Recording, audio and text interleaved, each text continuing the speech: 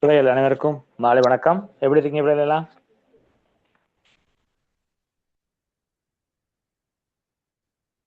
எப்படி இருக்கீங்க பிள்ளைகள்? Good evening. நான் பேசுறது கேக்குதா?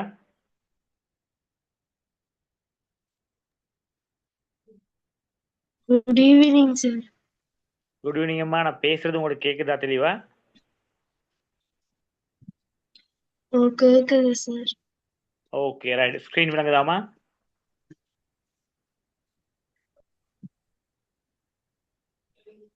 பிள்ளைகள் ஓம் சார். கொஞ்சம் மைக்கை நீங்க ஆன் பண்ணி பேசினா தான் தெரியும் எனக்கு நான் பேசுறது உங்களுக்கு கேக்குதா அல்லது ஸ்கிரீன் விளங்குதா. அதனால கொஞ்சம் தேவையான சந்தர்ப்பத்தில் மைக்கை ஆன் பண்ணி பேசுங்க, அப்பதான் எனக்கு தெரியும். ஸ்கிரீன் விளங்குதா? எஸ் சார், கேக்குது சார். ஓகேம்மா ரைட். ஓகே, இன்னைக்கு புதிதாக இணைந்து கொண்ட யாரும் இருக்கீங்களா? இன்றைய தினம் புதிதாக இணைந்து கொண்ட யாரும் இருக்கீங்களாமா? இல்லைன்னா ஓம் சார். யார் இருக்கா? ஓம் சார். சதுஷ்கா. சதுஷ்கா. எனக்கு ஓகேம்மா. சதுஷ்கா எங்க இருந்து வாரீங்கம்மா? சதுஷ்கா எந்த இடம்? வேலியன் தோட்டம். ஓகேம்மா ரைட். ஓகே, உங்களை நாங்கள் இணைத்துக் வேலியன் கொள்கின்றோம் தோட்டம் சதுஷ்கா. சார். ஓகேம்மா ஓகே ரைட். நாங்கள் இரண்டாம் பாடத்துக்குள்ள இருக்கோம், அதாவது ஜனநாயக மக்கள் சமூகம் என்ற இரண்டாவது பாடத்துக்குள்ளால நாங்கள் இருக்கின்றோம். ஓகேம்மா ரைட். அப்போ உங்களையும் இணைத்துக் கொண்டு நம்ம இந்த பாடத்துக்குள்ளால ஓகே. சேர்ந்தலாம். ஓகேவா? Okay sir. Okay right. பிள்ளைகள் உங்களுக்கு தேவையான சந்தர்ப்பத்தில் என்ன செய்யணும், உங்களோட மைக்கை ஆன் பண்ணி பேசுங்க. அதன் பிறகு நீங்க மைக்கை மியூட் பண்ணி கொள்ளலாம். அப்போதுதான் தெரியும் நான் பேசுறது உங்களுக்கு கேக்குதா. ஃபுல்லா ஆஃப் பண்ணி வைக்க வேணாம். சரியா? ரைட். ஓகே, நம்ம இன்றைய தினத்துக்கான பாடத்துக்குள்ள வரலாம். இப்போ கடந்த வாரம் பார்த்த ஒரு சில விடயங்களை நம்ம மீட்டிட்டு அப்படியே இன்றைய தினம் நம்ம பாடத்துக்குள்ளார நம்ம வருவோம். சரியா பிள்ளை? ரைட்.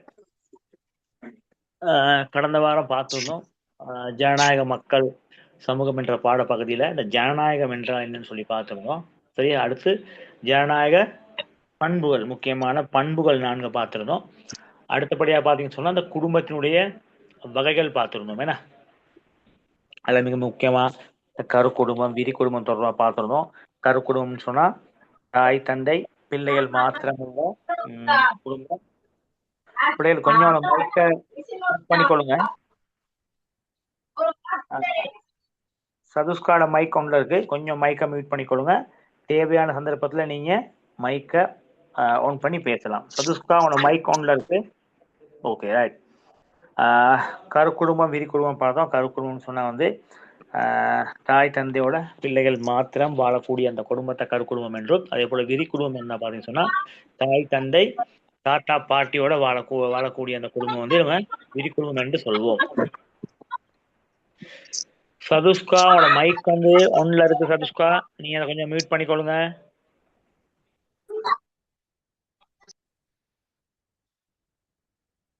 ரைட். பிள்ளைகள் தேவையான சந்தர்ப்பத்தில் நீங்கள் மைக்கை ஆன் பண்ணி பேசுங்க. மற்ற நேரத்தில் நீங்கள் மைக்கை மியூட் பண்ணி வைங்க. நீங்கள் மைக்கை மியூட் பண்ணி வச்சாதான் நான் படிப்பிக்கிறது உங்களுக்கு தெளிவாக கேட்கும். Okay right. பார்ப்போம். அடுத்து பார்த்தோம் இந்த குடும்பத்தின் காணப்படும் ஜனநாயக பண்புகள் தொடர்பாக பார்த்தோம். ஒரு குடும்பத்தில் காணக்கூடிய அந்த ஜனநாயக பண்புகள் பார்த்தோம். சதுஷ்காட மைக் ஒன்ல இருக்கு. சதுஷ்கா கொஞ்சம் மியூட் பண்ணிக்கொள்ளுங்கம்மா. ரைட். அன்பையும் அரவணைப்பையும் குறைவின்றி பெறுதல் குடும்பத்துக்கு முக்கியமான பண்புகள். அடுத்து பார்த்தீங்கன்னா நமது உரிமைகளை அனுபவித்தலும் கடமைகளை நிறைவேற்றுதலும் அது மிக முக்கியமானது. அடுத்து கலந்துரையாடல் மூலம் தீர்மானத்துக்கு வருதல். அதே போல சமத்துவத்தின் அடிப்படையில் செயற்படுதல். அப்ப இதெல்லாம் பார்த்தீங்கன்னு சொன்ன அப்படியில் குடும்பத்தில் காணப்படும் ஜனநாயக பண்புகள் தொடர்பாக பார்த்தோம். அடுத்து பார்த்தீங்கன்னா குடும்பத்தின் மூலம் பிள்ளைகள் பெற்றுக்கொள்ளக்கூடிய நன்மைகள் தொடர்பாக பார்த்திருந்தோம். அன்பு, ஆதரவு, கருணை, இரக்கம், பாதுகாப்பு இதெல்லாம் குடும்பத்தின் மூலமா பெற்றுக்கொள்ளக்கூடிய நடவடிக்கை. அம்மா கொஞ்சம் மைக் பண்ணியம்மா. சதுஷ்காட மைக் ஒன்ல இருக்கு. சதுஷ்கா கொஞ்சம் மைக்கை மியூட் பண்ணி வைங்க.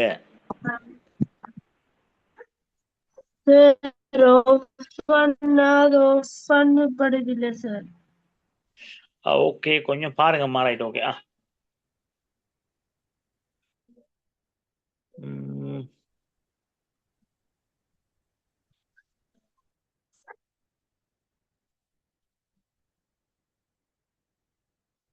ஓகே, நம்ம பார்ப்போம். இப்போ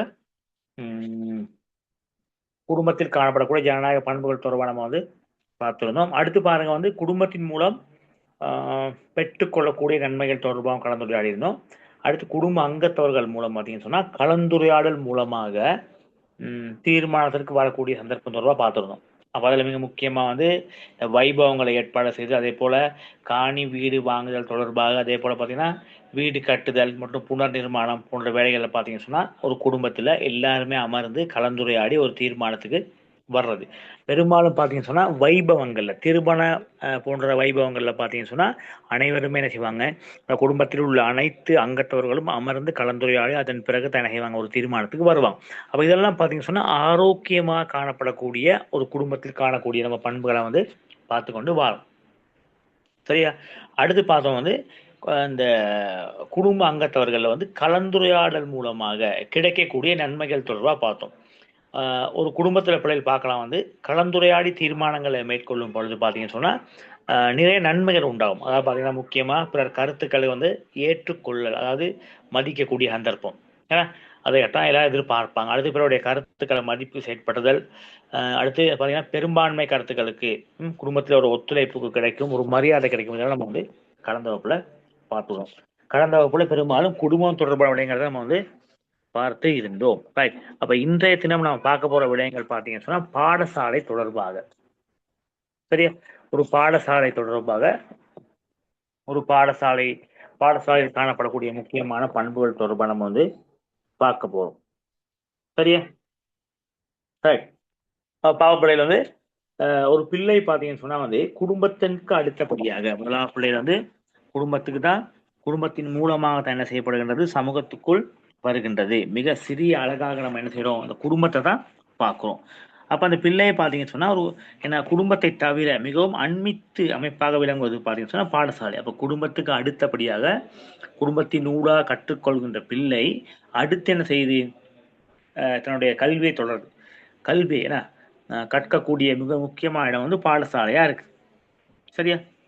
அப்போ ஒரு பிள்ளைன்னு பார்த்தீங்கன்னு சொன்னா இந்த இளமை பருவம் என்ன செய்யுது, ஒரு பிள்ளை இளமை பருவம் தொடக்கம் வந்து இந்த மாணவ பருவம் வரையில் வந்து பெரும்பாலும் பார்த்தீங்கன்னு சொன்னா பிள்ளைகள் வந்து பாடசாலையில தான் இருக்கிறார். என்ன ஒரு சிறு ஒரு ஒரு இளமை பருவத்துக்குள்ள போற பிள்ளை வந்து ஒரு மாணவ பருவம் வரை கிட்டத்தட்ட 12 வருடங்களுக்கு மேல, ஒரு 13 வருடங்கள் என்ன செய்றாங்க, பாடசாலையோடவங்க பாடசாலையை தன்னுடைய வாழ்நாளை கழிக்க வேண்டிய நிலை ஏற்படுகிறது. பாடசாலையில் பார்த்தீங்கன்னு சொன்னால் என்ன சுதந்திரம், அதே போல வளங்கள் மற்றும் வாய்ப்புகள் என்பவற்றை பயன்படுத்துகிறாங்க.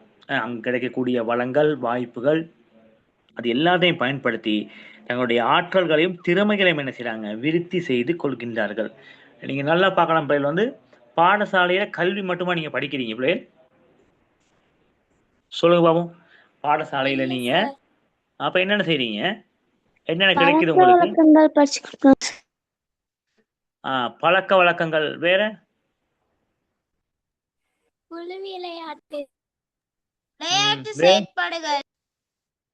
விளையாட்டு செயற்பாடுகள் வேற பிள்ளைகள். வேற என்ன நான் கேட்கிறேன், பாடசாலையில கல்வி மட்டுமா கற்கிறோம், அதற்கு மேலதிகமாக நாம் பாடசாலையில கற்றுக்கொள்கின்ற விடயங்கள் தான் கேட்கிறேன்.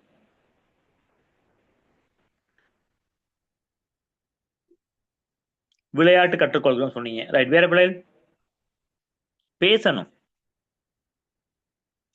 பாடசாலை ஒழுக்கம் கற்றுக்கொள்கின்றீர்களா?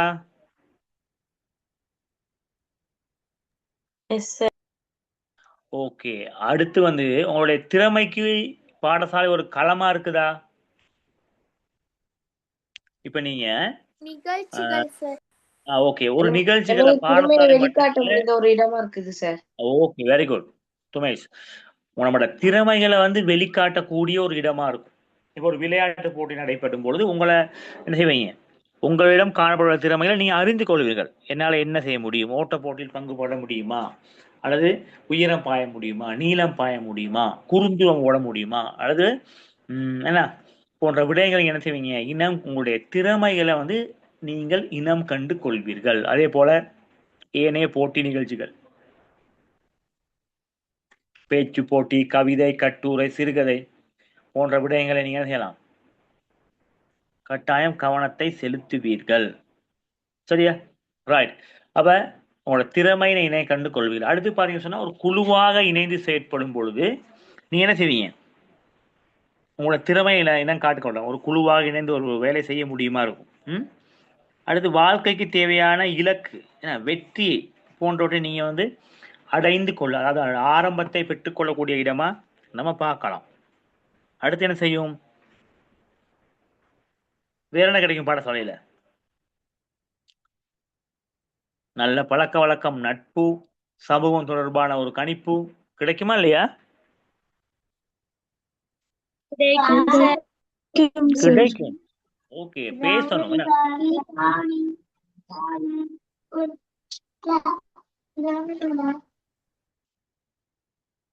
சரியா பிள்ளைகள்? அப்ப இதெல்லாம் பாத்தீங்கன்னு சொன்னா பாடசாலையில தான் நீங்க பெற்றுக்கொள்றீங்க. பாடசாலை வந்து பாத்தீங்கன்னா உங்களோட கல்வியை கற்றுக்கொள்கின்ற ஒரு இடமா மட்டும் பார்க்காம என்ன செய்யும், பாடசாலைய பாத்தீங்கன்னு சொன்னா கல்வியை கற்றுக்கொள்ற இடமா மாத்திரமல்ல, அதே வேளை பாத்தீங்கன்னு சொன்னா பிள்ளைகள் வந்து என்னது, உங்களுடைய திறமைகளையும் உங்களுக்குரிய ஆற்றல்களையும் நீங்க வெளிக்கொண்டு வரக்கூடிய ஒரு இடமாக, ஒரு களமாக நம்ம பாடசாலைய பார்க்க முடியும். ஓகேவா? இப்ப அப்படி காணப்படக்கூடிய பாடசாலையில நம்ம பார்ப்போம், இந்த பாடசாலையில் காணப்படும் ஜனநாயக பண்புகள் தொடர்பா பார்ப்போம். பாடசாலையில் என்னென்ன ஜனநாயக ரீதியான பண்புகள் காணப்படுகிறது என்று பார்ப்போம். முதல்ல பார்த்துட்டோம், குடும்பத்துக்கு அடுத்தபடியாக ஒரு பிள்ளை என்ன செய்யுது, பாடசாலைக்குள்ள வருகின்றது, குடும்பத்தில் கற்றுக்கொள்கின்றது. ஏன்னா சூழல் எப்படி வாழணுங்கிறத குடும்பத்துல கற்றுக்கொண்டு தன்னுடைய வாழ்க்கையினை எப்படி வாழ வேண்டும் என்பதை என்ன செய்யுது, பாடசாலையில கற்றுக்கொள்வது. அப்படி பாடசாலைக்குள்ள வரக்கூடிய அந்த குழந்தை பாடசாலை காணப்படும் ஜனநாயக பண்புகளை பத்தி பார்க்க போறோம். முதலாவது பார்த்தீங்கன்னு சொன்னா என்ன செய்யுது, கலந்துரையாடல் மூலம் சரியான தீர்மானத்துக்கு வருது. அப்ப இதெல்லாம் பார்த்தீங்கன்னு சொன்னா குழு செயற்பாடுகளின் போது, ஒரு விளையாட்டு போட்டியின் போது, ஒரு குழு நிகழ்வின் போதுதான் இந்த விடயங்களை மாவட்ட வெளிக்கொண்டு வரும். அதாவது மற்றவருடைய கருத்துக்கு என்ன செய்யணும், நம்ம மதிப்பு கொடுக்க வேண்டும். ஓகேவா? அப்போ ஒவ்வொருத்தரும் கருத்துக்களை தெரிவிக்கும் பொழுது என்ன செய்யணும், அந்த கருத்துக்களை மதிப்பதோடு மட்டும் இல்லாம என்ன செய்யணும், ஒரு கலந்துரையாடலை மேற்கொண்டு என்ன செய்யணும், சரியான தீர்மானத்துக்கு வர வேண்டும். இந்த விடயம் வந்து மிக மிக மிக முக்கியமானது. ஏன்னா ஒரு கலந்துரையாடலை மேற்கொண்டு நம்ம என்ன செய்யணும், சரியான ஒரு தீர்மானத்துக்கு வர வேண்டும். முதலாவது பாடசாலையில் காணப்படக்கூடிய ஜனநாயக பண்பு. அடுத்து பார்த்தீங்கன்னு சொன்னா பெரும்பான்மை கருத்துக்களை என்ன செய்யணும், பெரும்பான்மை கருத்துக்களை கேட்டறிந்தலும் ஏற்றுக்கொள்ளலும். இது மிக முக்கியமானது. பெரும்பான்மை கருத்துக்களை கேட்டறிதலும் ஏற்றுக்கொள்ளலும். ஒரு குழு செயற்பாடு போது, ஒரு விளையாட்டு போட்டியின் போது பாத்தீங்கன்னா சொன்னா எல்லா இடம் கருத்துக்களையும் நம்ம கேட்கணும்.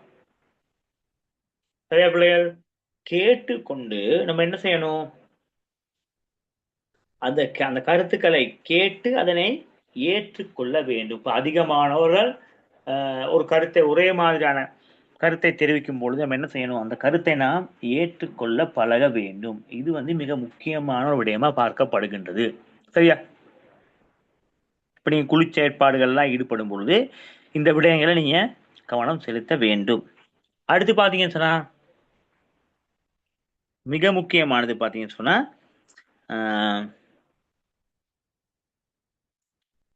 ஒத்துழைப்புடன் செயற்படுதல். இது மிக முக்கியமானது. சரியா? எல்லாரும் கூடயும் நம்ம வந்து ஒத்துழைப்பா செயற்படுத்த. வகுப்பறையில பாத்தீங்கன்னு சொன்னா கிட்டத்தட்ட நீங்க வீட்டுல வந்து உங்க கூட சேர்ந்து சில வேலை வந்து கரு குடும்பமானத ஒன்று அல்லது 2 சகோதரர்கள் இருப்பாங்க. சில குடும்பங்கள்ல சில பிள்ளைகள் பாத்தீங்கன்னு சொன்னா தனி ஒருவரா இருப்பாங்க. ஆனா பாடசாலையில அப்படி இல்லை. ஒரு வகுப்பறையில நீங்க போயிட்டீங்கன்னு சொன்னா பிள்ளைகள் வந்து கிட்டத்தட்ட குறைந்தது 35க்கு மேல 40, 45 வரைக்கும் மாணவர்கள் வகுப்பறையில் காணப்படுவார்கள். அப்படி வகுப்பறையில் நீங்க மட்டும் இல்லை, வீடுகளில் இருக்கும்பொழுது நீங்க என்ன செய்வீங்க, ஒருவர் இருவரா நீங்க இருந்திருக்கலாம். ஆனால் பாடசாலை என்ற அடிப்படையில் போகும்பொழுது அந்த வகுப்பறையில 35க்கு மேற்பட்ட மாணவர்கள் காணப்படுவார்கள். அப்போ ஒரு வகுப்புல 35 மேற்பட்ட மாணவர்கள். அப்போ ஒரே தரம் பெற்றுன்னு சொன்னா தரம் எட்டுல எப்படி இருக்கும், 1 2 3 4 வரைக்கும் இருக்கலாம், அதாவது ABCD வரைக்கும் இருக்கலாம். யோசிச்சு பாருங்க. அதே போல பாடசாலையை யோசிச்சு பாருங்க. அப்ப என்ன நடக்கும், அதிகமானவர்களுடன் என்ன செய்வீங்க, நீங்க அதிகமானவர்களை சந்திக்க வேண்டி ஏற்படும். அதிகமான நபர்களை, உங்களுக்கு வயதுக்கு மூத்த நபர்களை சந்திக்க வேண்டி வரலாம், அல்லது உங்களுக்கு வயதை விட குறைவான மாணவர்களை சந்திக்க வேண்டிய நிலைமைக்கு வரலாம், அல்லது உங்களுடைய சம வயது குழுக்களை நீங்கள் சந்திக்க வேண்டி வரலாம். அப்ப அவ்வாறு நடைபெறும் பொழுது, சந்திக்கும் பொழுது பாத்தீங்கன்னு சொன்னா நீங்க என்ன செய்யணும், ஒத்துழைப்போடு செயற்படணும். இது மிக முக்கியமானது. வகுப்பறையில் ஒரு குழு வேலையா இருக்கலாம், இல்லங்கள் சேர்ந்து விளையாடக்கூடிய அந்த விளையாட்டு போட்டியா இருக்கலாம், ஒரு கலை நிகழ்வா இருக்கலாம், எதுவா இருந்தாலும் பரவாயில்ல, என்ன செய்யணும், நீங்க ஒத்துழைப்போடு செயற்பட வேண்டும். இது மிக முக்கியமான ஒரு பண்பாக பார்க்கப்படுறது. முக்கியமாக காணப்படக்கூடிய ஜனநாயக பண்பா நம்ம பார்க்கலாம். அடுத்து பார்ப்போம். மிக முக்கியம் பாத்தீங்கன்னு சொன்னா தலைமைத்துவத்திற்கு மதிப்பளித்த. இது மிக மிக முக்கியமானது. இன்றைய காலகட்டத்துல இந்த தலைமைத்துவத்திற்கு மதிப்பளித்தல் என்பது பாத்தீங்கன்னு சொன்னா குறைந்து வருகின்றது. எனவே தலைமைத்துவத்திற்கு மதிப்பளிப்பது என்பது மிக மிக முக்கியமானது. இப்ப நீங்க ஒரு வகுப்பறையில படிக்கும் பொழுது உங்களோட வகுப்புல பாத்தீங்கன்னா வகுப்பு தலைவர் இருப்பார். அதற்கு மேல் உங்களுக்கு வகுப்பு ஆசிரியர் காணப்படுவார். வகுப்பறையை பொறுத்தளவுல மாணவ தலைவர்கள் இருப்பாங்க, ஏனைய பாட ஆசிரியர்கள் இருப்பாங்க, பகுதி தலைவர் இருப்பாங்க, உப அதிபர் இருப்பாரு, பிரதி அதிபர் இருப்பாரு, அதற்கு மேல அதிபர் இருப்பாரு. அப்ப இவங்க எல்லாருமே பாத்தீங்க சொன்னா உங்களுக்கு என்ன, உங்களை விட என்னது பதவியில் எப்படி மேற்பட்டவராக காணப்படுறப்ப. அப்படி இருக்கும்பொழுது பாத்தீங்கன்னு சொன்னா அந்த தலைமைத்துவத்துக்கு நீங்க என்ன செய்யணும், கட்டுப்பட வேண்டும். முக்கியமா மதிப்பளிக்க வேண்டும். அது உங்களிடம் காணப்படக்கூடிய மிக முக்கியமான ஒரு பண்பா அதுவும் பாடசாலையில பார்க்கக்கூடிய ஜனநாயக பண்பா காணப்படுகின்றது. சரியா? சக வகுப்பு மாணவன் தான் உங்களுடைய வகுப்புல ஒரு தலைவனா செயற்படும். அப்ப நீங்க இன்று அந்த குறித்த மாணவனுக்கு நீங்க மதிப்பளிக்க கற்றுக்கொண்டால்தான் நாளைக்கு நீங்கள் ஒரு மாணவ தலைவனாக அல்லது ஒரு வகுப்பு தலைவனாக வரும் பொழுது என்ன செய்வாங்க, உங்களை மற்றவர்கள் மதிப்பார்கள். எனவே நாம் முதலாவது மதிப்பளிக்க கற்றுக்கொள்ள வேண்டும். பிறகுதான் நம்ம என்ன செய்யணும், நம்ம ஒரு பதவி நிலைக்கு வந்தால் நம்மை மற்றவர்கள் மதிக்கின்ற வகையில் நாம் நடந்து கொள்ள முடியுமாக இருக்கும். அதற்கு மேலதிகமாக இன்னும் சில விடயங்கள் இருக்கு பாருங்க. கல்வி, பௌதிக வளங்கள், அதே போல இலவச பாடநூல்கள், இலவச சீருடை, வாசிய சாலை, விளையாட்டு மற்றும் வேறு வசதிகள் சமமாக கிடைக்கப்பெறல். அது மிக முக்கியமானது. பாடசாலை என்ற அடிப்படையில ஒவ்வொரு மாணவனுக்கும் கல்வி கிடைக்கும். அதே போல பௌதிக வளங்களை பயன்படுத்தக்கூடிய தன்மையும் கிடைக்கக்கூடியதா இருக்கும். அடுத்து இலவச பாடநூல்கள், இலவச சீருடை, அதே போல வாசிக சாலை, அதே போல விளையாட்டு மற்றும் வேறு வசதிகள் சமமாக கிடைக்க பெறுவதாக அமையும். சரியா பிள்ளைகள்? அப்ப இந்த வாய்ப்புகள் எல்லா மாணவனும் என்ன செய்யணும், மாணவனுக்கு கிடைக்கக்கூடிய எல்லா வாய்ப்புகளையும் பெற்றுக்கொள்ள வேண்டும். அடுத்து பார்ப்போம். பக்க சார்பற்ற வகையில் வெற்றி தோல்விகளை ஏற்றுக்கொள்ளலும் பாருங்க, சமமான முறையில முரண்பாடுகளை தீர்த்தலும். ஒரு விளையாட்டு போட்டி நடைபெறும் பொழுது பாத்தீங்கன்னா அங்க உள்ள வெற்றி தோல்வியை நம்ம சமமாக பார்க்கக்கூடிய ஆற்றல் நமக்குள்ள வரும். ஏன்னா எந்த நேரமும் ஒருவர் வெற்றி பெற முடியாது. சில வாழ்க்கையில சில நேரம் பாத்தீங்கன்னா தோல்விகளையும் சந்திக்க வேண்டிய நிலை ஏற்படலாம். அப்ப வெற்றி தோல்விகளை என்ன செய்யணும், சமமாக பார்த்து அதனை வாழ்க்கையில்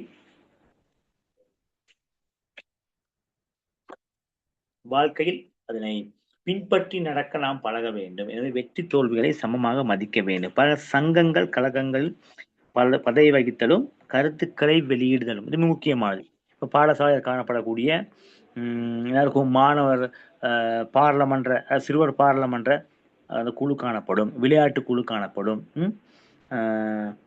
அதே போல கலை இலக்கிய குழுக்கள் காணப்படும். அந்த குழுக்கள்ல பாத்தீங்கன்னு சொன்னா சமய குழுக்கள் காணப்படும். அவ்வாறு நேரங்களில் பார்க்கலாம். நீங்க என்ன செய்யணும், மிக முக்கியமா அது நீங்க பதவிகளை வகிக்க வேண்டிய நிலை ஏற்படும். தலைவர், உப தலைவர், பொருளாளர், செயலாளர் போன்ற பதவிகளை நீங்கள் வகிக்க வேண்டிய நிலை ஏற்படலாம். அப்ப அவ்வாறான சந்தர்ப்பத்துல பாத்தீங்கன்னு சொன்னா அந்த பதவிகளை வகித்தலும் உன்னுடைய கருத்துக்களை வெளியிடுதலும் மிக முக்கியமானதா இருக்கு. அடுத்து பாருங்க, பாடசாலை நடைமுறையில் உள்ள பொது ஒழுங்கு விதிகள் சம்பிரதாயங்களை ஏற்றுக்கொள்ளலும் பாதுகாத்தலும். பாடசாலையில் நடைமுறையில் உள்ள பொது ஒழுங்கு விதிகள் மற்றும் சம்பிரதாயங்களை ஏற்றுக்கொள்ளலும் பாதுகாத்தலும். அப்ப இந்த விடயம் மிக மிக முக்கியமானது. ஏன்னு சொன்னா பாடசாலையில பாத்தீங்கன்னு சொன்னா பொதுவாகவே ஒழுங்கு விதிகள் இருக்கும், அதே போல சம்பிரதாயங்கள் இருக்கும். அப்ப அந்த சம்பிரதாயங்கள் நம்ம என்ன செய்யணும், ஏற்றுக்கொள்ள பழக வேண்டும். சரியா? நம்ம அந்த விடயங்களை வந்து என்ன செய்ய முடியாது, மீறி நடக்க முடியாது. மீறி நடக்கும் பொழுது நாம் என்ன செய்வோம், ஆனால் சில முரண்பாடுகளை தோற்றுவிக்கக்கூடியதாக அமையும். எனவே பாடசாலையில் காணப்படக்கூடிய சம்பிரதாயங்கள், ஒழுங்கு விதிகள், பழக்க வழக்கங்கள் போன்றவற்றை நாம் என்ன செய்யணும், பிள்ளைகள் மதித்து செயற்பட வேண்டும். அப்ப குறிப்பிட்ட விடயங்கள் தான் நீங்க பார்க்கலாம் பாடசாலையில் காணப்படக்கூடிய ஜனநாயக பண்புகள்.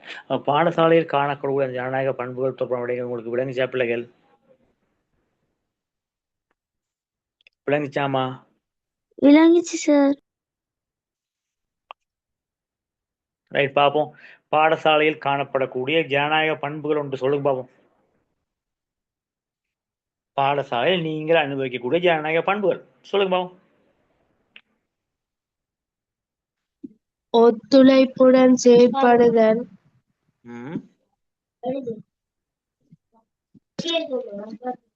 தலைமைத்துவத்திற்கு மதிப்பு. ஓகே ஃப்ரெண்ட்ஸ், ஒற்றுமையுடன் செயல்படுதல், தலைமைத்துவத்திற்கு மதிப்பளித்தல் போன விடையை சொல்லலாம். ஓகே பிள்ளை. அடுத்து பார்ப்போம், இந்த பாடசாலையில் சம வாய்ப்பு காணப்படுகின்றது என்பதற்கு உதாரணம். பாடசாலையில் சம வாய்ப்புன்னு சொன்னா என்ன செய்யணும், எல்லாருக்கும் ஒரே மாதிரியான வாய்ப்பு காணப்படுகின்றது, அதைத்தான் நம்ம சொல்லுவோம் சம வாய்ப்புன்னு சொல்லுவோம். ஏன்னா இப்ப பாடசாலையில வந்து எல்லோரும் ஒரே மாதிரியான கண்ணோட்டத்தில் பார்க்கப்படுகின்றார்கள். அதுதான் நம்ம சொல்லுவோம், இப்படி சம வாய்ப்பு என்று சொல்லுவோம். சரியா? இப்ப பாடசாலையில சம வாய்ப்பு காணப்படுவதற்கான உதாரணங்கள் தான் கேட்கிறாங்க. மிக முக்கியமா நம்ம பார்க்கலாம். என்ன பார்க்கலாம் பாருங்க பிள்ளைகள்.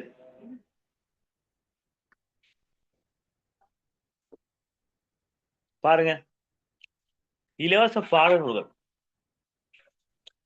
இப்ப இலவச பாடநூல்கள் பாத்தீங்கன்னா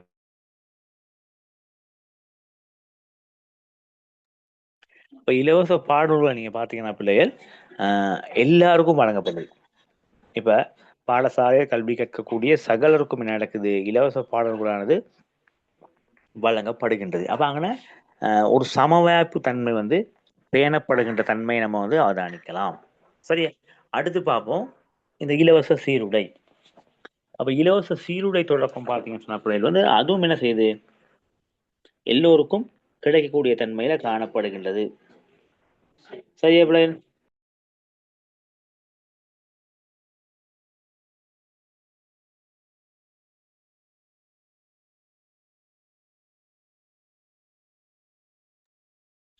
பெரும்பாலும் பார்த்தீங்கன்னு சொன்னா அந்த பாடசாலையில் அனுமதி பெறக்கூடிய சகல பிள்ளைகளுக்கும் என்ன செய்யுது, இந்த இலவச கல்வி வாய்ப்பு கிடைக்கின்றது. அப்ப அதே ஒரு சம வாய்ப்பா நமக்கு பார்க்கப்படுகின்றது. அப்ப இலங்கையை பொறுத்தவரை பார்த்தீங்கன்னு சொன்னா CWW கண்ணங்கார் அவர்களால் வந்து இந்த இலவச கல்வி முறையானது ஆரம்பிக்கப்படுது.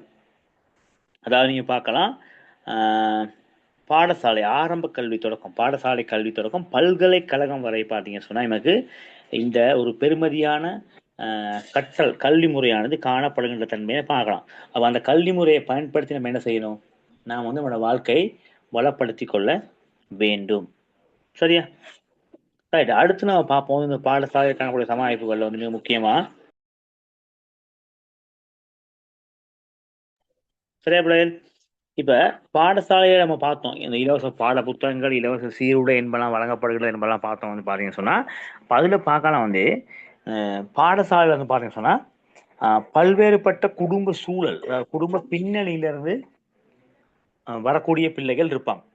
அதாவது பல்வேறுபட்ட குடும்ப சூழலில் இருந்து வருகின்ற பிள்ளைகளை கொண்ட ஒரு சூழல், ஒரு சமூகத்துல இருந்தா பிள்ளைகள் வருவாங்க. அப்ப சமூகத்துல இருந்து வரக்கூடிய அந்த பிள்ளைகள் எல்லோருமே பாத்தீங்கன்னு சொன்னா ஒரே சம வாய்ப்பை பெற்றிருக்க வாய்ப்பு இல்லை. சரியா?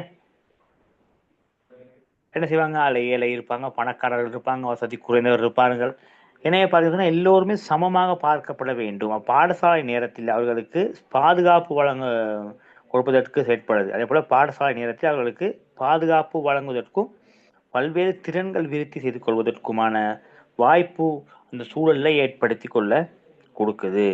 சரியா? பாடசாலை நடைமுறைப்படுத்தப்படும் ஒழுங்கு விதிகளை என்ன செய்யணும்? பெரும்பாலும் எல்லாருமே கடைபிடிக்க வேண்டும். அப்ப பல்வேறு சூழல்ல வரக்கூடிய பிள்ளைகள் அனைவருமே பார்த்தீங்கன்னு சொன்னா ஒரே மாதிரியாக இருக்க வேண்டும். அதை ஒரே மாதிரியான சமவாய்ப்பை பெற்றுக்கொள்ள வேண்டும் என்ற நோக்கோடு தான் பார்த்தீங்கன்னு சொன்னா வந்து இந்த இலவச பாடநூல்களும் இலவச சீருடையும் வழங்கப்படுகின்றது. அப்ப இதெல்லாம் பார்த்தீங்கன்னு சொன்னா பாடசாலையில் சமவாய்ப்பு காணப்படுகின்றது என்பதற்கான ஒரு உதாரணமா நம்ம பார்க்கலாம். சரியா பிள்ளைகள்? வேற பாடசாலையில் சம வாய்ப்பு கிடைக்கப்படுகின்றது என்பது பற்றி சொல்ல முடியுமா உங்களுக்கு? என்னென்ன விடயங்கள் கிடைக்குது? நான் 2 விடயம் சொன்னேன். இலவச பாடநூல் கிடைக்குது, இலவச சீருடை கிடைக்குதுன்னு சொன்னேன். இப்ப நீங்க சொல்லலாம் பிள்ளைகள் வந்து சம வாய்ப்பு கிடைக்குது என்பதற்கான உதாரணங்களை வேற என்ன சொல்லலாம்? சொல்லுங்க பாவம்.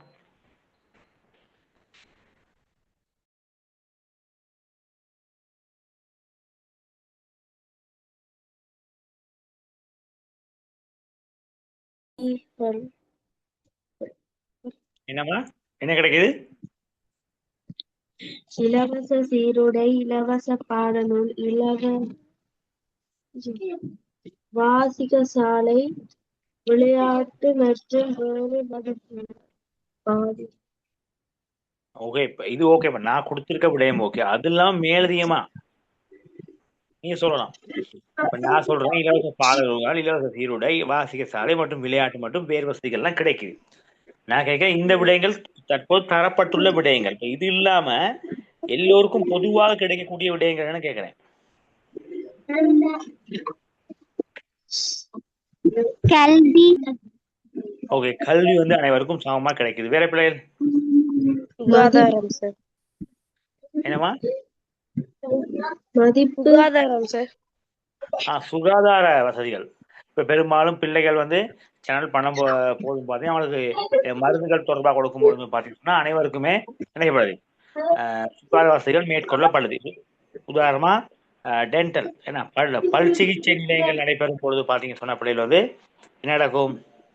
அனைவருக்குமே அந்த பற்கள் தொடர்பான சிகிச்சை வந்து அளிக்கப்படுகின்றது. சரியா?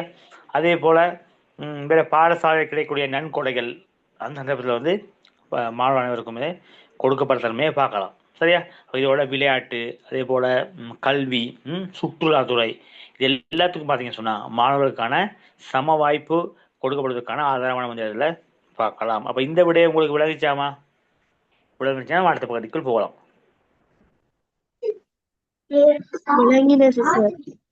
ஓகே, அடுத்த பகுதிக்குள் போவோம்.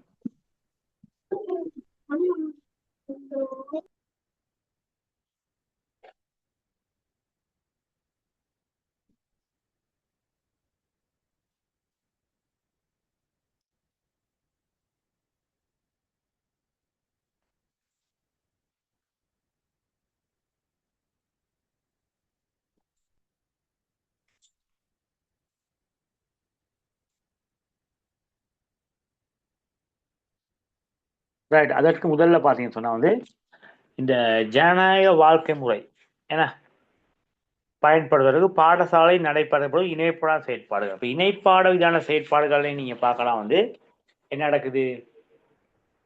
ஜனநாயக வாழ்க்கை முறையை பழக்கப்படுவதற்காக பாடசாலைகள்லையும் பார்த்தீங்கன்னு சொன்னா அப்படி பல இணைப்பான செயற்பாடுகள் இருக்கு. மிக முக்கியமாக பார்த்தீங்கன்னு சொன்னா இலக்கிய மன்றம். அந்த மன்றங்களும் எப்படி அனைவருக்கும் சம வாய்ப்பு வழங்கப்படுகிறதோடு அது ஜனநாயகமாக செயற்படுது. அதே போல சமய மன்றம், விளையாட்டு சங்கம் மற்றும் பாடங்களுடன் இணைந்த ஏனைய கழகங்கள், சுற்றாடல் கழகமா இருக்கலாம், விவசாய கழகமா இருக்கலாம், விளையாட்டு கழகமா இருக்கலாம், மொழி சார்ந்த கழகமா இருக்கலாம், சமய கழகமா இருக்கலாம். இதெல்லாம் பார்த்தீங்கன்னு சொன்ன பிள்ளைகள் வந்து ஜனநாயக வாழ்க்கை முறை பழக்கப்படுத்துவதற்காக பாடசாலையில் நடைமுறைப்படுத்தப்படும் இணை பாட விதான செயற்பாடாக நம்ம வந்து இங்கே பார்க்குறோம். அடுத்து பார்த்தீங்கன்னா தேசிய சுதந்திர தின வைபவம். அந்த நேரத்தில் வந்து ஜனநாயக வாழ்க்கை பழக்கப்பட்ட சந்தர்ப்பம் பார்க்கலாம். அதே போல சமய விழாக்கள், விளையாட்டு போட்டிகள், கலாச்சார விழாக்கள் என்பவற்றை நம்ம ஏற்பாடு செய்யலாம். அடுத்து பார்த்தீங்கன்னு சொன்னா மாணவ தலைவர், அதே போல வகுப்பு தலைவர், பாடசாலை தலைவர், விளையாட்டு குழு தலைவர் போன்ற பொறுப்புகள் வந்து அங்கே வழங்கப்படுகின்றது. அப்ப ஜனநாயக வாழ்க்கை முறையை வந்து அங்கே முன்வைக்கப்படுது.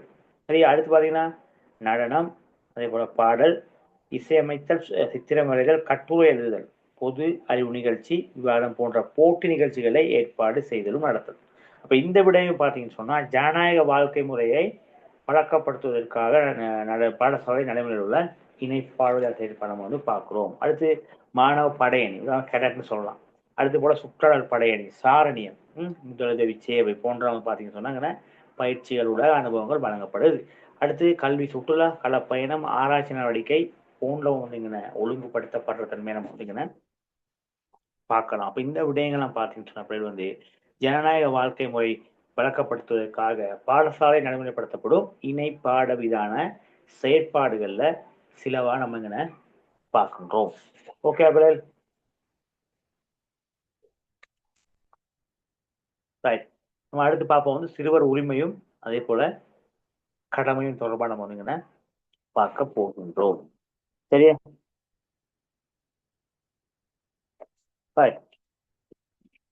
சிறுவர் உரிமை தொடர்பாக நம்ம பார்க்கும் பொழுது மிக முக்கியமான ஒரு பகுதியா பார்க்கணும். சரியா? இந்த சிறுவர்கள் தொடர்பாக நம்ம பார்க்கும் பொழுது பிள்ளைகள் வந்து பாருங்க, இந்த பெற்றோருக்கும் பிள்ளைக்கும் அதிக சொத்துக்களாக விளங்குகிறது. அதே வேலை இந்த பெற்றோருக்கு பார்த்தீங்கன்னு சொன்னா வந்து பிள்ளைகள், இந்த பிள்ளைகள் என்பவர் பார்த்தீங்கன்னு சொன்னா வந்து அதிக சொத்துக்களா இருக்காங்க. பெரும்பாலும் இப்ப நீங்க எல்லாம் யாரு, உங்களோட தாய் தந்தையருடைய ஒரு அரிய சொத்துக்கள்னு சொல்றாங்க. சரியா? பெற்றோருக்கு நீங்க அரிய சொத்துக்களா காணப்படுகின்ற அதே வேளை நாட்டில் என்ன செய்யும், நாட்டின்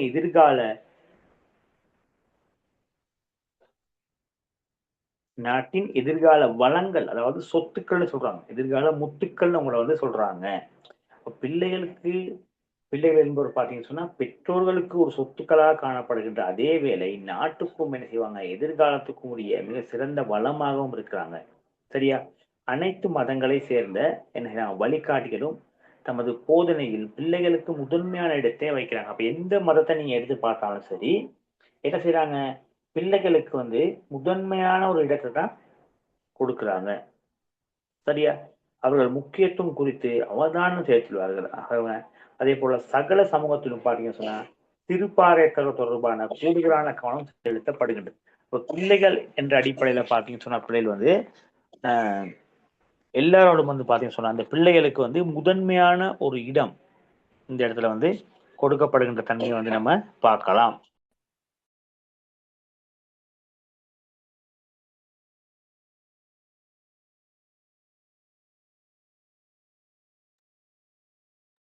சரியா பிள்ளைகள்? அப்ப அனைத்து மதங்களா இருக்கலாம், அனைத்து சமூகமா இருக்கலாம், எந்த விடயங்கள்லையும் பார்த்தீங்கன்னு சொன்னா வந்து பிள்ளைகளுக்கு வந்து முதன்மையான இடம். பெற்றோருக்கு பிள்ளைகள் சொத்துக்கள் என்பதோட பார்த்தீங்கன்னு சொன்னா எதிர்கால சந்ததியினர், எதிர்கால நாட்டினுடைய தலைவர்கள். இப்ப நீங்க எல்லாம் பார்க்கலாம் பிள்ளைகள் வந்து உங்களோட பெற்றோருக்கு நீங்க சொத்துக்களா காணப்படுகின்ற அதே வேளை எதிர்கால நாட்டினுடைய தலைவர்களாகவும் நீங்க காணப்படுகின்றீர்கள். அப்ப அந்த வகையில பாத்தீங்கன்னு சொன்னா பிள்ளைகள் வந்து இந்த பிள்ளைகளுக்கு உரிய போஷணை அளித்தல், அப்ப அவங்களுக்கு வேண்டிய அந்த போஷணை வந்து அளிக்கிற பொறுப்பு யாருக்கு இருக்கு, இந்த பெற்றோருக்கு காணப்படுகின்றது.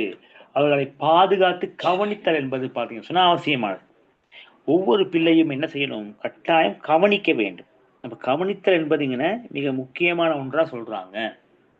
அதே போல அவருக்கு உரிய கல்வியை பெற்றுக் கொடுத்தல். அப்ப எல்லா பிள்ளைகளுக்கும் பாத்தீங்கன்னு சொன்னா பிள்ளைகள் உரிய முறையில கல்வி கற்பது அவனுடைய கடமைன்னு சொல்லப்படுகின்றது.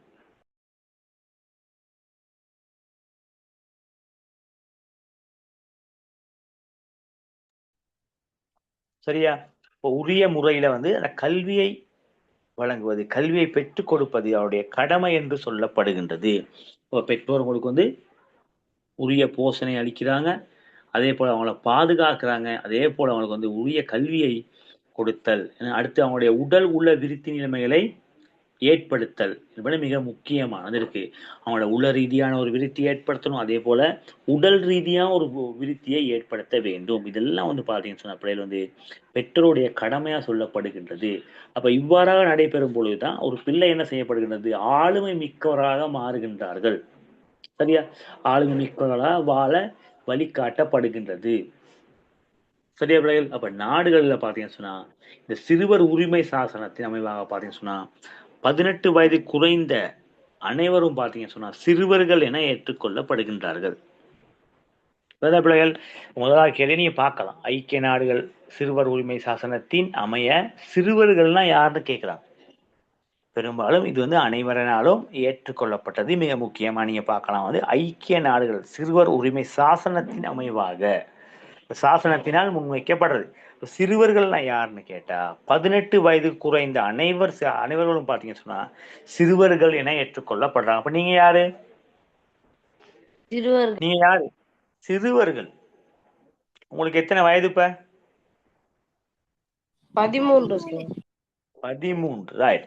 13 வயதுக்கு உங்களுக்கு பெரும்பாலும் 18 வயது குறைந்த அனைவருமே இங்கே சிறுவர்கள் என்ற அடிப்படையில ஏற்றுக்கொள்ளப்படுகின்றார்கள். அப்ப சிறுவர்கள் என்றால் யாருன்னு பாத்தீங்கன்னு சொன்னா 18 வயது குறைந்த அனைவருமே சிறுவர்களா இருக்காங்க. சரியா? இப்ப அடுத்து பார்ப்போம். சிறுவர் உரிமைகளை 4 தலைப்புகளில் என பிரிக்கப்பட்டிருக்கு. சிறுவர் உரிமைகளை 4 தலைப்புகள்ல பிரிக்கிறாங்க. அப்ப 4 தலைப்பு என்னன்னு சொல்லி பார்ப்போம். முதலாவது பாத்தீங்கன்னு சொன்னா பாதுகாப்பிற்கான உரிமை. ரெண்டாவது பாத்தீங்கன்னு சொன்னா பங்கு பற்றலுக்கான உரிமை. மூணாவது பாத்தீங்கன்னு சொன்னா அபிவிருத்திக்கான உரிமை. நாலாவது பாத்தீங்கன்னா வாழ்வதற்கான உரிமை. இப்ப சிறுவர்களுக்கு 4 உரிமைகள்.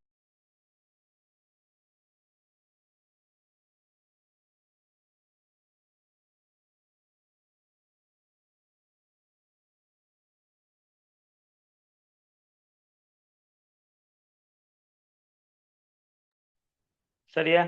அப்ப இந்த சிறுவருக்காக பாத்தீங்கன்னா 4 வகையான உரிமைகள் இருக்கு. ஒண்ணு பாதுகாப்புக்கான உரிமை. பாதுகாப்பிற்கான உரிமை. அப்ப அவங்களை கட்டாயம் பாதுகாக்க வேண்டியது கடமை. ரெண்டாவது பாத்தீங்கன்னு சொன்னா பங்கு பற்றுதலுக்கான உரிமை. ஓகே, பங்கு பற்றுதலுக்கான உரிமை அவங்களுக்கு காணப்படுது. மூணாவது பாத்தீங்கன்னு சொன்னா அபிவிருத்திக்கான உரிமை. நான்காவது பாத்தீங்கன்னா வாழ்வதற்கான உரிமை. அப்ப இந்த சிறுவர்களுக்கு 4 உரிமைகள் சொல்லப்படுகின்றது. ரைட். இப்ப நம்ம அடுத்து பார்க்க போறோம் இந்த சிறுவர்கள். நம்ம ஏற்கனவே பார்த்துட்டோம் 18 வயதுக்கு குறைந்த அனைவருமே சிறுவர்கள். அப்ப இந்த 2 விடயம் அம்மா உங்களுக்கு விளங்குச்சா?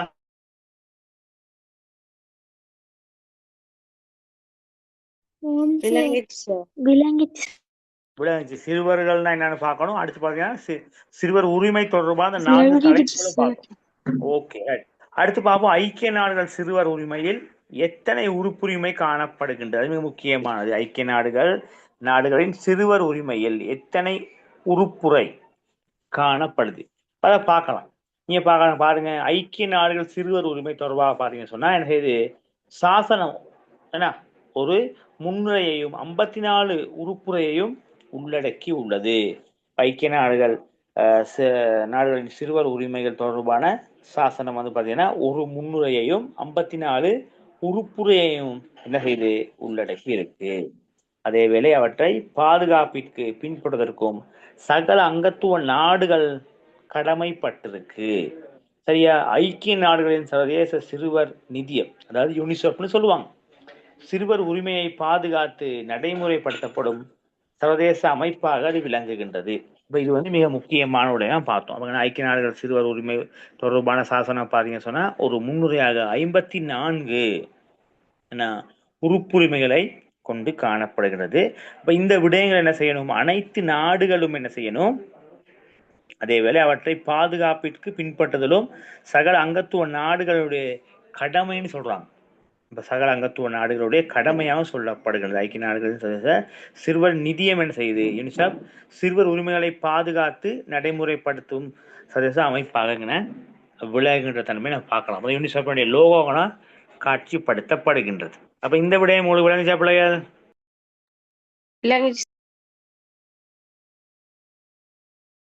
பெரும்பாலும் ஒரு சிலர் மாத்திரமே கதைப்பதாக காணப்படுகின்றது. எல்லாருமே சொல்லணும். விளங்குச்சுன்னு சொல்லணும். சரியா பிள்ளைகள்? ரைட். இப்ப நம்ம அடுத்து நம்ம பார்க்க போற விடயம் பாத்தீங்கன்னு சொன்னா இந்த சிறுவர் உரிமைகளை பாதுகாக்க காணப்படும் சர்வதேச அமைப்பு பார்ப்போம். பாருங்க, சிறு பிள்ளைகள் உரிமை பிள்ளைகள் பாத்தீங்கன்னு சொன்னா அவங்களோட உரிமைகளை அனுபவிப்பதற்கு சகல சந்தர்ப்பங்களிலும் தமக்குரிய கடமைகளை நிறைவேற்றுவதற்கும் பொறுப்பாக விளங்குகிறார்கள். பிள்ளைகளை பொறுத்தவரை பாத்தீங்கன்னு சொன்னா என்ன செய்யணும், உரிமைகளை அனுபவிப்பதற்கும் சகல சந்தர்ப்பங்களிலும் தமக்குரிய கடமைகளை நிறைவேற்றுவதற்கும் பொறுப்புள்ளவர்கள். இப்போ அவங்களுக்குரிய உரிமைகள் இருக்கு, அப்ப அதை அவங்க அனுபவிப்பாங்க, அதே போல அவங்களோட கடமைகளையும் நிறைவேற்றுவார்கள். சரியா? இப்ப கடமைகளும் என்ன செய்யுது, உரிமைகளும் கடமைகளும் என்ன செய்யுது, ஒன்றுக்கொண்டு பிணைந்து தான் இருக்கு. ரெண்டுமே ஒன்றா என்ன செஞ்சிருக்கு, இணைந்து தான் காணப்படுது. பொதுவாக சமூக செயற்பாட்டிற்கு உரிமைகளை அனுபவிப்பதை போன்று கடமைகளும் என்ன செய்யணும், நிறைவேற்றுவது அவசியம்னு சொல்றாங்க. சரியா? கடமை இல்லாத உரிமை வெகுமதியற்ற என்பது சுயநலமிக்கதாக மாறும் சொல்லி சொல்றாங்க. அப்போ நான் பார்க்கலாம் வந்து பாத்தீங்கன்னு சொன்னா ஐக்கிய நாடுகள் சர்வதேச இந்த சிறுவர் நிதியம் யூனிசெஃப் தான் பார்க்கலாம் வந்து சிறுவர் உரிமைகளை பாதுகாக்க காணப்படும் சர்வதேச அமைப்பாக காணப்படுகின்றது. அப்ப இதுதான் மிக முக்கியமான ஒரு விஷயமா நம்ம பார்க்கலாம். பெரும்பாலும் பிள்ளைகள் வந்து உரிமைகளை அனுபவிப்பதோடு மட்டுமல்லாமல் பார்த்தீங்கன்னு சொன்னா கடமைகளையும் செய்ய கடமைப்பட்டு இருக்கின்றார்கள். இப்ப இந்த விடயமா உங்களுக்கு விளங்குச்சா? விளங்கினது சார். விளங்கிடுச்சு சார். Okay, right. பாப்போம். அடுத்து பாத்தீங்கன்னு சொன்னா இந்த சிறுவர் உரிமையை நாளை தந்து அவற்றை அனுபவிக்கும் சிறுவர் ஆற்ற வேண்டிய கடமை தொடர்பாக என்ன சொல்லப்படுகின்றது. அப்ப சிறுவர் உரிமைகள் இருக்கு, சிறுவர் கடமைகள்னு இருக்கு, ரெண்டு விடயம் இருக்கு. சிறுவர்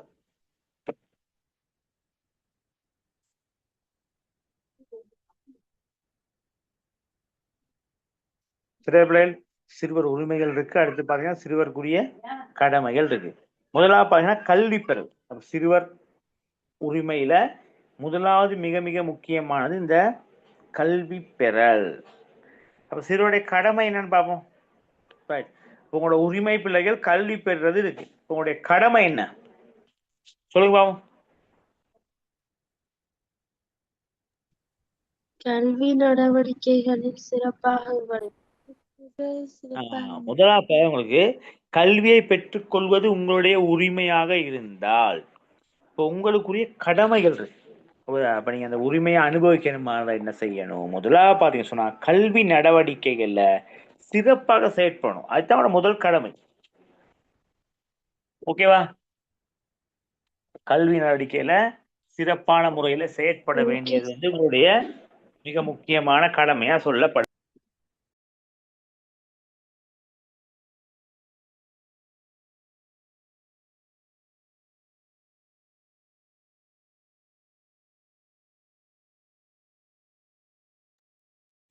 அடுத்து நம்ம பார்ப்போம் வந்து பாருங்க, ஆசிரியர்களுக்கு மதிப்பளித்தல். அப்ப இந்த விடயம்னா இன்று அண்மை காலமாக எப்படி இருக்கு, குறைவடைந்திருக்கா கூடியிருக்கா?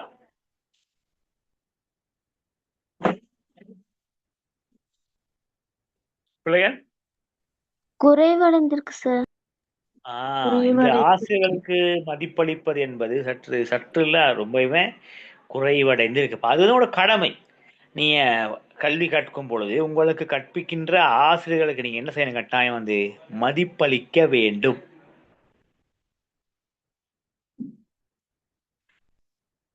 அது உங்களது கடமையாக பார்க்கப்படுது. அடுத்து பாருங்க, பாடசாலை ஒழுக்கங்களும் ஒழுக்க விதிகளும் மற்றும் சம்பிரதாயங்களை பின்பற்றுது. பாடசாலை ஒழுக்கங்கள், ஒழுக்க விதிகள் மற்றும் சம்பிரதாயங்களை நீங்க பின்பற்ற வேண்டும். நீங்க கல்வி கற்கக்கூடிய அந்த பாடசாலையில சில ஒழுக்க விதிகள் காணப்படும், சில சம்பிரதாய முறைகள் காணப்படும். அந்த விடயங்கள் அனைத்தையுமே நீங்க என்ன செய்யணும், கட்டாயம் பின்பற்ற வேண்டும். ஒவ்வொரு பாடசாலைகளுக்கும் காணப்படக்கூடிய சம்பிரதாயங்கள் விடயங்கள் எல்லாம் பார்த்தீங்கன்னு சொன்னா வேறுபட்டது. சரி, அப்ப நீங்கள் கல்வி கற்கக்கூடிய பாடசாலையில் என்ன விடயம் காணப்படுகின்றதோ அந்த விடயங்கள் நீங்க என்ன செய்யணும், கட்டாயம் அதை பின்பற்றி நடக்க வேண்டும் என்பது மிக முக்கியமானது. ஓகே பிள்ளைகள்? ஓகேவா? Okay sir. Okay, right. நம்ம அடுத்து பார்ப்போம்.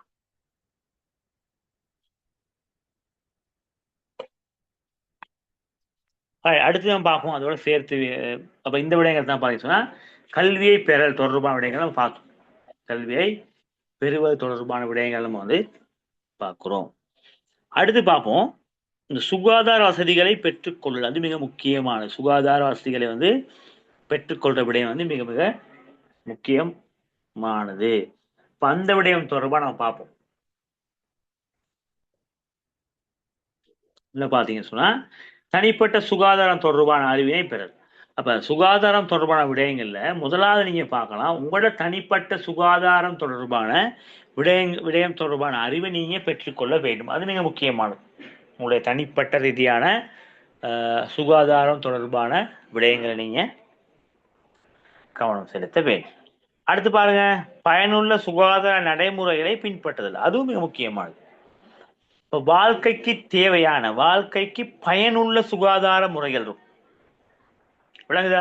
முதலாவது தனிப்பட்ட ரீதியான ஒரு சுகாதார அறிவை பின்பற்றுதல் தொடர்பாக பார்ப்போம்.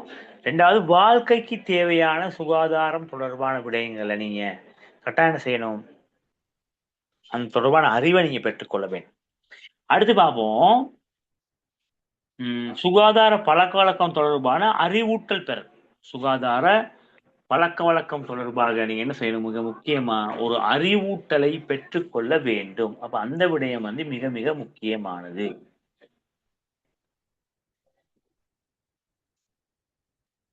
சரியா பிள்ளைகள்? முதலாவது பார்த்தோம் சுகாதாரம் தொடர்பாக, அதாவது சுகாதார வசதிகளை பெற்றுக்கொள்ளல் போன்ற விடயங்கள்ல நம்ம பார்த்துக்கிட்டு இருக்கோம். தனிப்பட்ட சுகாதாரம் தொடர்பான அறிவை பெற்றுக்கொள்ள அந்த விடயம் மிக முக்கியமானது. சரியா? அடுத்து நம்ம பார்ப்போம். பார்த்தீங்கன்னு சொன்னா பயனுள்ள சுகாதார முறைகளை பின்பற்றணும். அடுத்து சுகாதார பழக்க வழக்கம் தொடர்பான அறிவூட்டல் அறிவை நீங்க வந்து பெற்றுக்கொள்ள வேண்டும். இந்த விடயங்கள் தான் நீங்க பார்க்கலாம். வந்து சுகாதார வசதிகள் பெற்றுக்கொள்ள தொடர்பான விடயங்கள் நம்ம வந்து பார்க்கக்கூடியதாக இருக்கின்றது. சரியா? அடுத்து நம்ம பார்க்க போற விடயங்கள் மிக முக்கியமானது. பார்த்தீங்கன்னு சொன்னா வந்து சமூக பாதுகாப்பின் மூலம் பயன்களை பெற்றுக்கொள்ளல். சமூக பாதுகாப்பின் மூலம் பயன்களை பெற்றுக்கொள்ளல். பாருங்க, சமூக பாதுகாப்புக்கு பங்களிப்பு செய்தல் அது மிக முக்கியமான கடமை. உரிமை வந்து சமூக சுதந்திரமான கருத்து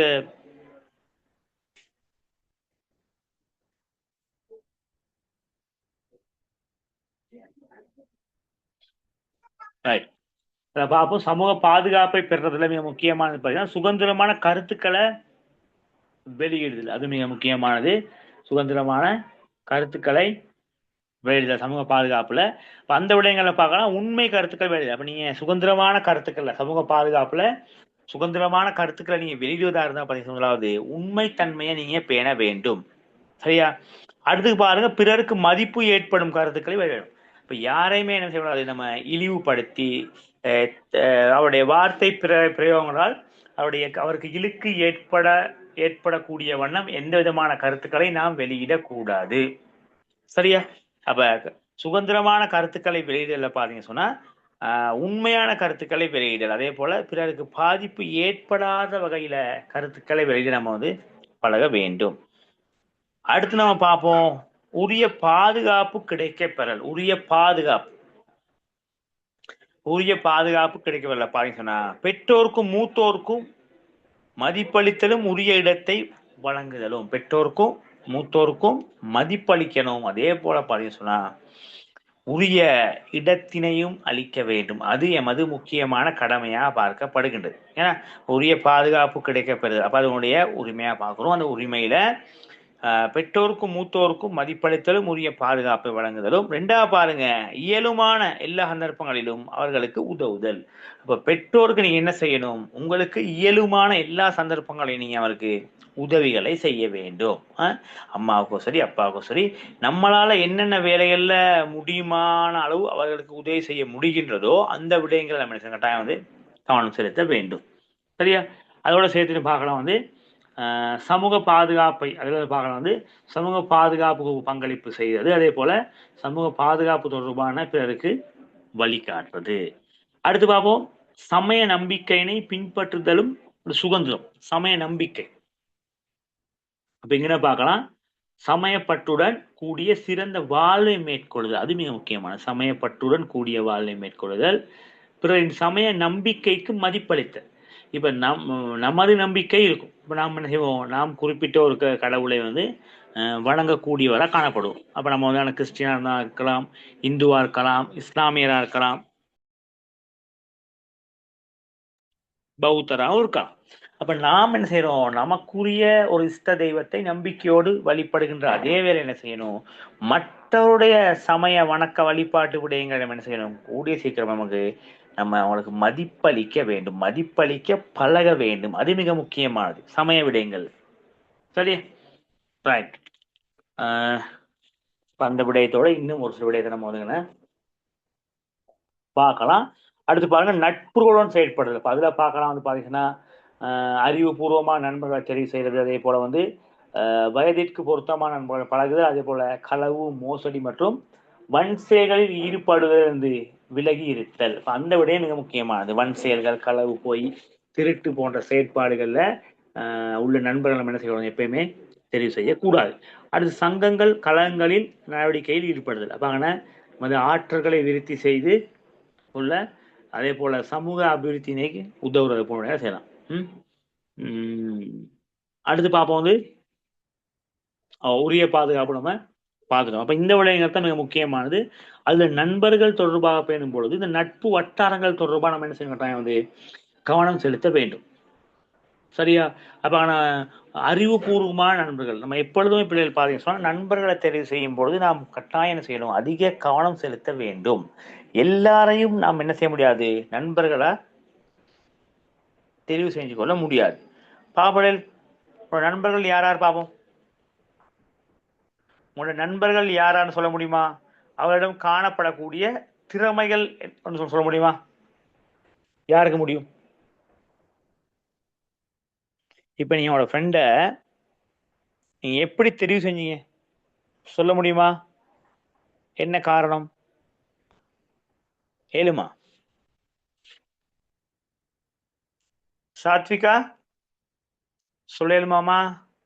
உங்களோட ஃப்ரெண்டோட பேரை சொல்லிட்டு அவரை என்ன காரணத்துக்காக தெரிவு செஞ்சீங்க? இப்போ உதாரணமாக அவர் நல்ல கல்வி கற்கக்கூடியவர், அப்போ அதனால அவரை என் ஃப்ரெண்டாக தெரிவு செஞ்சுருக்கேன், ஃப்ரெண்டாக இருக்கோம் நாங்கள்.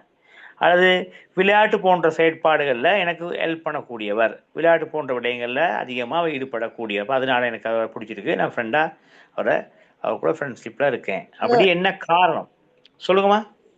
சார் என் ஃப்ரெண்டு பேர் சார் ஜினோசன். ஜினோசன் அவர் நல்லா படிப்பார் சார். ஏதோ ஒரு டிஸ்கஷன்னா 2 பேரும் சேர்ந்து ஒரு முடிவு எடுப்போம் சார். ஓகே, நன்றி நன்றி. ரைட். அப்ப சொல்றாரு எனக்கு ஒரு படிப்புல எனக்கு ஒரு உதவியா இருப்பார் சார். ஓகே, படிப்புல கல்வி கற்பதற்கு அவர் உதவியா இருக்கிறாரு, அப்ப அதனால நான் அவர் கூட நட்புல இருக்கேன் அப்படின்னு சொல்றாரு. யாரு? துமேஷன் சொல்றாரு. இப்ப அதே போல மற்றவங்களும் சொல்லலாம். சொல்லுங்க பிள்ளைகள். கனிஷ்கா ஓகேமா, படிப்புல உதவியா இருப்பா, விளையாட்டு ஸ்போர்ட்ஸ் நல்லா செய்வா. ஓகேமா, ஓகே. படிப்புல தெரியாத இதுகளுக்கெல்லாம் சொல்லி தருவா. ஓகே, அவங்க சதுஷ்காட ஃப்ரெண்ட். அப்ப அவங்க வந்து கல்வி கற்பதற்கு அதிகமாக உதவி செய்யற அதே நேரம் வந்து அவங்களுக்கு கல்வி கற்றும் உதவுறாங்களாம், படிக்கிறதுக்கு ஹெல்ப் பண்றாங்களாம். ரைட். வேற பிள்ளைகள் 2 பேர் சொல்லியிருக்கோம். பவான்,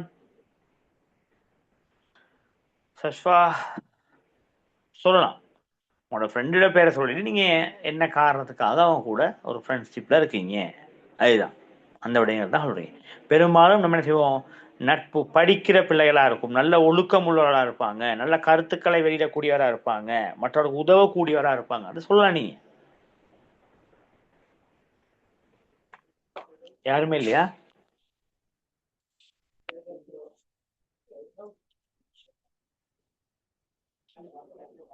ஓகே பிள்ளைகள், ரைட். பார்ப்போம். இப்போ நீங்கள் அடுத்த வகுப்புல நீங்கள் கட்டாயம் வந்து நீங்கள் சொல்ல தயார் நிலையில் இருக்கணும். இப்போ நான் கேட்ட விடைய வந்து உங்களோட நண்பர் யாருன்னு சொல்லலாம். நண்பர் யாருன்னு சொல்லிட்டு அவர் எதுக்கு நண்பராக தெரிஞ்சு செஞ்சுருக்கோம், ஒன்று படிக்கக்கூடியவராக இருப்பார், அல்லது நல்லா விளையாடக்கூடியவராக இருப்பார், அல்லது கல்வி நடவடிக்கையில் உங்களுக்கு உதவி செய்யக்கூடியவராக இருப்பார். சரியா? உங்களோட போக்குவரத்துக்கு உங்களுக்கு தெரியாத விடயங்களை கற்றுக்கொள்ள உதவியாக இருப்பார். அப்போ அதனால அவரை என்ன செஞ்சிருக்கீங்க, நீங்கள் ஒரு ஃப்ரெண்ட்ஷிப்பாக ஒரு ஃப்ரெண்ட்லியாக நம்ம இருக்கோம், அதை தான் சொல்லிட்டு கேட்குறேன். Okay, right. பார்ப்போம். நம்ம அடுத்த வகுப்புல ஏனையவர்கள் வந்து நீங்கள் சொல்ல தயார் நிலையை வாங்க.